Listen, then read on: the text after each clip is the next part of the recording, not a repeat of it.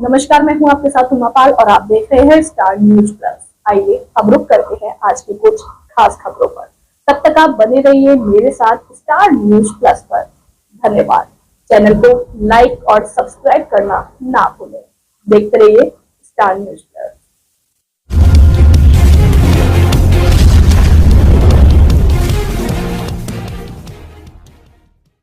राहुल गांधी को यूपी नहीं आने देंगे। मुरादाबाद के कमिश्नर हो या फिर यूपी के डीजीपी, राहुल गांधी से डरे हुए दिखाई दे रहे हैं, जबकि राहुल गांधी सिर्फ संभल जाने की बात कर रहे हैं। संभल में 24 नवंबर को हुई हिंसा में 5 लोगों की जान चली गई थी, कई लोग घायल हुए थे और कांग्रेस नेता हालात की जानकारी लेने के लिए संभल के लिए रवाना हुए, लेकिन यूपी बॉर्डर पर ही उन्हें रोक दिया गया। राहुल और प्रियंका गांधी लगभग 3 घंटे तक गाजीपुर बॉर्डर पर डटे रहे, लेकिन यूपी पुलिस ने उन्हें 1 इंच भी आगे नहीं बढ़ने दिया। राहुल गांधी ने पहले कहा कि सिर्फ 5 लोगों के साथ वो संभल जाएंगे। जब प्रशासन ने इसकी इजाजत नहीं दी तो राहुल ने कहा कि वो अकेले ही संभल जाएंगे, कोई साथ नहीं जाएगा, लेकिन प्रशासन ने इसकी भी इजाजत उनको नहीं दी। इसके बाद राहुल गांधी गाड़ी के बाहर खड़े हो गए और कहा, ये एक्चुअली जो एलओपी के अधिकार हैं उसके खिलाफ है, मुझे अलाउ करना चाहिए। ये कॉन्स्टिट्यूशन के खिलाफ है। हम सिर्फ संभल जाना चाहते हैं, देखना चाहते हैं वहां क्या हुआ, लोगों से मिलना चाहते हैं, मगर हमारा जो कॉन्स्टिट्यूशनल अधिकार है, मेरा जो कॉन्स्टिट्यूशनल अधिकार है, उसको मुझे दिया नहीं जा रहा है। तो यही है, नया हिंदुस्तान है, कॉन्स्टिट्यूशन को खत्म करने का हिंदुस्तान है, अंबेडकर जी के कॉन्स्टिट्यूशन को खत्म करने का हिंदुस्तान है। अगर हम लड़ते रहेंगे। प्रशासन ने जब राहुल गांधी को संभल नहीं जाने दिया तो वायनाड से सांसद प्रियंका गांधी ने भी सवाल उठा दिए। प्रियंका ने कहा कि जो संभल में हुआ वो गलत है। राहुल गांधी नेता विपक्ष हैं, उनको नहीं रोक सकते। पुलिस उनका अधिकार नहीं छीन रही है। सोचिए कि यूपी की स्थिति क्या है। यूपी का लॉ एंड ऑर्डर खराब है। दरअसल संभल में बनी जामा मस्जिद के अचानक सर्वे के आदेश जिला कोर्ट ने दे दिए। इसे लेकर हिंसा भड़क उठी थी। प्रशासन पर आरोप है कि उसने लोगों पर गोली चलाई, जिसमें 5 लोगों की जान चली गई। ये मामला हाई कोर्ट भी पहुंच चुका है, जिसमें 5 अगस्त को शाम 5:30 बजे मुंबई के आजाद मैदान में सीएम पद की शपथ लेंगे। राज्यपाल सीपी राधाकृष्णन फडणवीस और उनके मंत्रिमंडल को शपथ दिलाएंगे। इससे पहले देवेंद्र फडणवीस को बीजेपी विधायक दल का नेता चुना गया और फिर उन्होंने एकनाथ शिंदे और अजित पवार के साथ राजभवन पहुंचकर सरकार बनाने का दावा पेश किया। राज्यपाल से मिलकर लौटे फडणवीस ने कहा कि सीएम और डिप्टी सीएम सिर्फ तकनीकी मामला है, सरकार हम तीनों मिलकर चलाएंगे। लेकिन सरकार गठन से पहले ही कई सवाल उठने लगे हैं, क्योंकि सीएम पद को लेकर तस्वीर जरूर साफ हो गई है। ये भी साफ हो गया है कि एकनाथ शिंदे और अजित पवार डिप्टी सीएम बन रहे हैं, लेकिन मंत्रालयों को लेकर पेंच अभी भी फंसा हुआ है। खबर है कि अभी समझौता सिर्फ शपथ ग्रहण को लेकर हुआ है। मंत्रालयों के बंटवारे को लेकर जो विवाद चल रहा है उस पर आगे चर्चा होने की बात कही गई है, जिसके बाद कहा जा रहा है कि अभी टकराव बना रहेगा। खासतौर पर गृह मंत्रालय को लेकर शिंदे ने अपनी डिमांड वापस नहीं ली है, तो अजित पवार ने भी अपना वो दावा वापस नहीं लिया जिसमें उन्होंने बीजेपी हाईकमान से कहा है कि जितने मंत्री पद और मंत्रालय शिंदे की शिवसेना को मिलेंगे उतने ही एनसीपी को मिलने चाहिए। इसके साथ ही अजित पवार शिंदे सरकार में जो मंत्रालय उनके पास थे उन्हें भी मांग रहे हैं। यानी सरकार गठन का रास्ता तो साफ हुआ है, लेकिन फडणवीस के लिए सरकार चलाना मुश्किल होने वाला है, ये साफ। संसद के शीतकालीन सत्र का आज 7वां दिन रहा। लोकसभा में बांग्लादेश हिंसा का मुद्दा उठा। मथुरा से सांसद हेमा मालिनी ने कहा कि बांग्लादेश में जो हो रहा है ये केवल विदेशी संबंधों का मुद्दा नहीं है। इसी के साथ चीन के साथ संबंधों को लेकर विदेश मंत्री एस जयशंकर ने राज्यसभा में जानकारी दी। विदेश मंत्री ने कहा कि हमारे हालिया अनुभवों के मद्देनजर वास्तविक नियंत्रण रेखा से जुड़े क्षेत्रों पर और ध्यान देने की आवश्यकता है। इस सब पर हम बहुत स्पष्ट थे और हम अभी भी बहुत स्पष्ट हैं। उन्होंने कहा कि हर परिस्थितियों में 3 प्रमुख सिद्धांतों का पालन किया जाना चाहिए। इन 3 सिद्धांतों में दोनों पक्षों द्वारा एलएसी का सख्ती से सम्मान व पालन करना शामिल है। नियंत्रण रेखा पर तनाव व अन्य संबंधित घटनाक्रमों का सीधा असर भारत चीन संबंधों पर पड़ता है।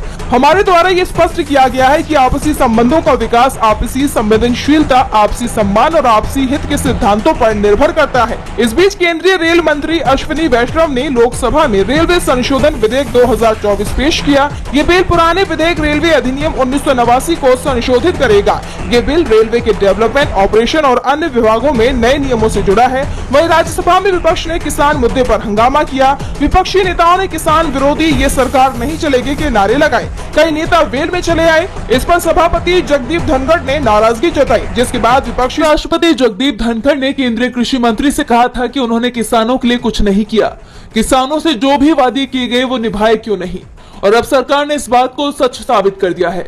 राकेश टिकैत महापंचायत में शामिल होने के लिए नोएडा आ रहे थे, लेकिन उन्हें अलीगढ़ में ही रोक दिया गया। दरअसल भारतीय किसान यूनियन ने नोएडा में गिरफ्तार 150 किसानों की रिहाई की मांग को लेकर महापंचायत बुलाई। सुबह 11 बजे से किसान ग्रेटर नोएडा के 0 पॉइंट पर जुटे रहे।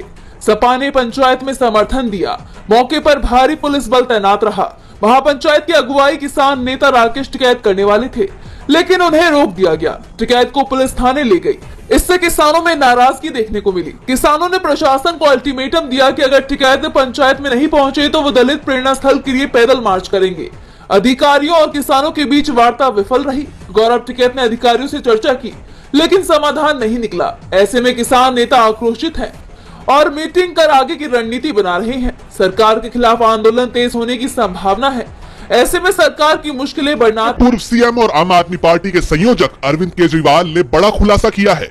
केजरीवाल ने कहा कि दिल्ली की बिजली सप्लाई का ठेका अडानी को सौंपने के लिए केंद्र ने दिल्ली सरकार पर दबाव डालने की कोशिश की थी, लेकिन हम राजी नहीं हुए और शायद इसीलिए इन्होंने मुझे जेल में डालने की कोशिश की। आज इस सदन के अंदर मैं पूरी जिम्मेदारी के साथ बताना चाहता हूं, खुलासा करना चाहता हूं कि मेरे ऊपर जब मैं मुख्यमंत्री था, मेरे ऊपर प्रेशर डाला गया कि दिल्ली की बिजली कंपनियों को अडानी को सौंप दो।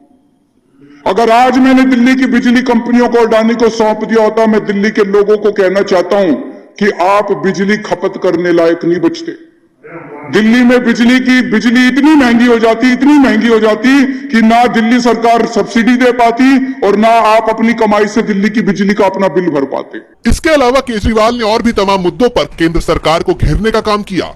दिल्ली के साथ साथ देश भर में फैल रहे नशे के कारोबार को लेकर केजरीवाल ने कहा, देश भर में नशा रोकने की जिम्मेदारी गृह मंत्री अमित शाह की है, लेकिन अमित शाह कुछ नहीं कर रहे हैं। अगर नशा नहीं रोका गया तो पूरी पीढ़ी और हमारे देश का भविष्य बर्बाद हो जाएगा। इसके साथ ही केजरीवाल ने एक बड़ा खुलासा करने की भी बात कही। केजरीवाल ने कहा कि मुझे 2-3 दिन का समय दे दीजिए, मैं बीजेपी वालों की पोल खोल कर रख दूंगा। और आखिर में मैं इनका बहुत बड़ा पर्दाफाश करने जा रहा हूं। 2 दिन रुक जाओ। इन लोगों ने लार्ज स्केल के ऊपर वोट काटने का षड्यंत्र शुरू कर दिया है दिल्ली के अंदर। मेरे पास सबूत आ गए, मेरे पास गवाह आ गए। तुम्हारी पोल खोलूंगा, पूरे देश के सामने पोल खोलूंगा और पूरे देश को बताऊंगा कि कैसे तुम महाराष्ट्र चुनाव जीते, कैसे तुम हरियाणा चुनाव जीते और किस तरह से तुम चुनाव जीतते हो। इससे साफ है कि दिल्ली चुनाव की आहट से पहले केजरीवाल ने मोदी सरकार को तमाम मोर्चों पर घेर लिया है, जिससे बीजेपी की मुश्किलें बढ़नी। सबसे बड़ी खबर सामने आ रही है, जहां पूर्व डिप्टी सीएम सुखबीर सिंह बादल पर फायरिंग की गई है। गोली उस दौरान चलाई गई जब सुखबीर सिंह बादल अमृतसर में गोल्डन टेंपल के गेट पर दरबान के तौर पर सेवाएं दे रहे थे। घटना का वीडियो भी सामने आया है, जिसमें साफ तौर पर देखा जा सकता है कि कैसे हमलावर ने पूर्व डिप्टी सीएम को निशाना बनाने की कोशिश की। सुखबीर सिंह बादल इस हमले से बाल बाल बचे। गोली पीछे की दीवार पर लगी, लेकिन इस घटना ने गोल्डन टेंपल में सुरक्षा व्यवस्था को लेकर गंभीर सवाल खड़े कर दिए हैं। हालांकि हमलावर को पकड़ा जा चुका है। अमृतसर के पुलिस कमिश्नर गुरप्रीत सिंह भुल्लर ने इसकी जानकारी दी। उन्होंने कहा कि हमलावर पकड़ लिया गया है। जांच से पता चल जाएगा कि क्या कोई गहरी साजिश थी।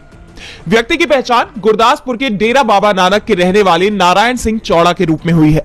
वो दल खालसा का सदस्य है। इसे लेकर शिरोमणि अकाली दल के नेता दलजीत सिंह चीमा का भी बयान सामने आया है। उन्होंने कहा कि जाको राखे साइया मार सके न कोई। सेवक यहां सेवा कर रहे थे। मैं गुरु नानक को धन्यवाद देता हूं कि उन्होंने अपने सेवक को बचा लिया। ये बहुत बड़ी घटना है। पंजाब को किस युग में धकेला जा रहा है। घटना की उच्च स्तरीय न्यायिक जांच होनी चाहिए। आपको बता दें कि सुखबीर सिंह बादल कई आरोपों को लेकर अकाल तख्त की सजा काट रहे हैं और इसलिए वो सेवादार की भूमिका में थे। राजनीति में रातों रात बड़ा उलटफेर सामने आया, जहां राष्ट्रपति यून सुक योल ने पहले देश में मार्शल लॉ लगाने का आदेश दिया और इसके 6 घंटे बाद ही अपना आदेश वापस ले लिया। योल का आरोप था कि उत्तर कोरिया के समर्थक देश की सत्ता हथियाने की कोशिश में जुटे हुए हैं। ऐसे में मार्शल लॉ लगाना बेहद जरूरी था, लेकिन कुछ ही घंटों में राष्ट्रपति को बैकफुट पर आना पड़ा, जिसे लेकर अब उनकी काफी किरकिरी हो रही है। कहा यह जा रहा है कि दक्षिण कोरिया की संसद में विपक्षी पार्टी के बहुमत में होने के चलते वो अपने एजेंडे के मुताबिक काम नहीं कर पा रहे थे और इसीलिए उन्होंने मार्शल लॉ लगा दिया। लेकिन राष्ट्रपति की इस घोषणा के बाद पूरे देश में विरोध प्रदर्शन होने लगे और अराजकता की स्थिति पैदा हो गई थी। पूरा विपक्ष इस घोषणा के थोड़ी ही देर बाद संसद पहुंच गया। और देश की नेशनल असेंबली में 190 सांसदों ने सर्वसम्मति से इस फैसले को पलट दिया। हालांकि आदेश मिलते ही सेना ने सबसे पहले संसद की तरफ कूच किया, लेकिन जब तक सेना संसद पर कब्जे के लिए पहुंची, पर्याप्त सांसद संसद में पहुंच चुके थे और वोटिंग की कार्यवाही शुरू हो गई थी, जिसके बाद राष्ट्रपति को मार्शल लॉ हटाना पड़ा। हालांकि योल के मुताबिक उनका फैसला सही था। मार्शल लॉ के हटाए जाने के कुछ ही घंटों बाद दक्षिण कोरिया में विरोध प्रदर्शन शुरू हो गए। प्रदर्शनकारी राष्ट्रपति यून सुक योल के इस्तीफे की मांग कर रहे हैं। साउथ कोरिया के 6 विपक्षी पार्टियों ने मिलकर राष्ट्रपति यून सुक योल के खिलाफ महाभियोग प्रस्ताव पेश कर दिया है। विपक्षी पार्टी डीपीके ने कहा कि 6-7 दिसंबर को इस पर वोटिंग होगी, यानी राष्ट्रपति योल के हाथ से कमान छीनने की पूरी तैयारी कर ली गई है। ऐसे में योल के लिए हालात बेहद मुश्किल नजर आ रहे हैं।